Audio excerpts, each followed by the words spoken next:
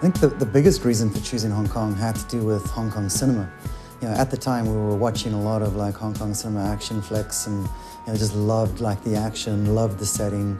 So for us it was just made perfect sense to bring the action, bring an open world game to somewhere that gamers had never been before. Got this meshing of cultures. You've got the Eastern culture and the Western culture. The Western culture being the British involvement in Hong Kong, and how those two cultures have sort of been fused together over the past century and a half. It has really shaped that city.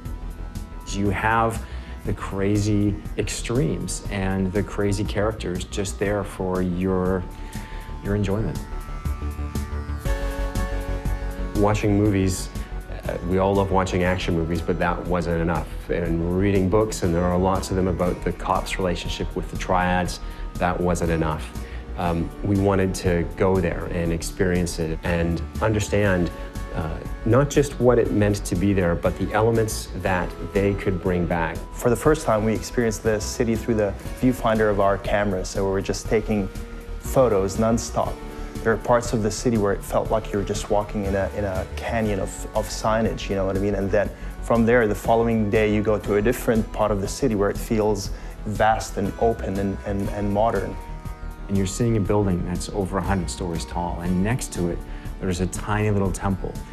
You see guys hanging out on a street corner who look like they were in a street fight, and they were triad guys who actually were in a street fight. The key for us about the triads and about Hong Kong was just how interwoven like the triads are into society there. It's not like there's a bad guy that you can point to the whole time. They're part of the fabric. We were really lucky to be able to talk to people on both sides, the police and the triads. We talked to a member of very high up, and I guess you'd call it the Hong Kong Secret Service. He was fascinating to talk to, just in terms of understanding what the threats were in Hong Kong. We talked to a couple of members of the triads as well, who took our writer into some very interesting places. He never felt at risk, but he learned some interesting things.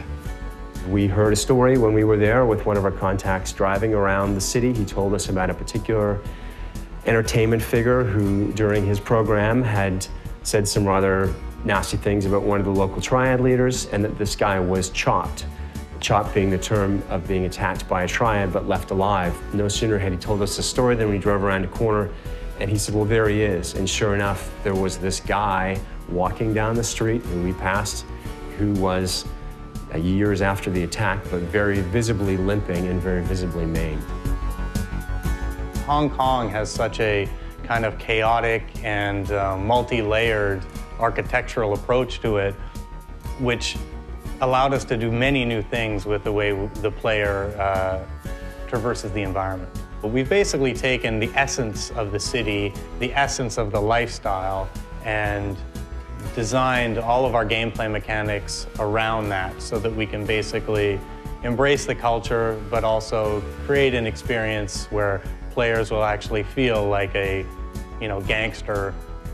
Hong Kong is an island, and what we did was create an island with 4 separate neighborhoods. North Point, which is where you start the game, which is more reminiscent of Kowloon.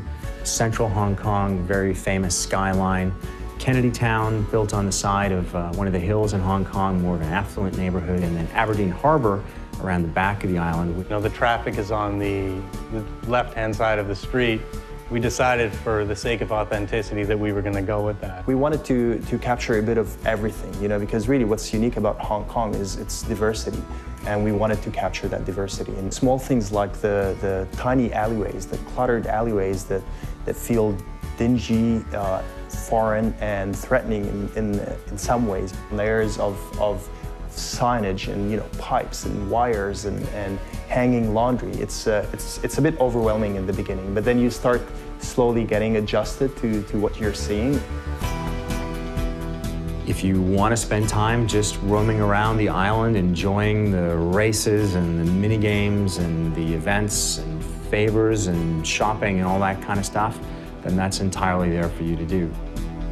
The final result is a city that feels authentic, but at the same time, it's fun to explore and to experience.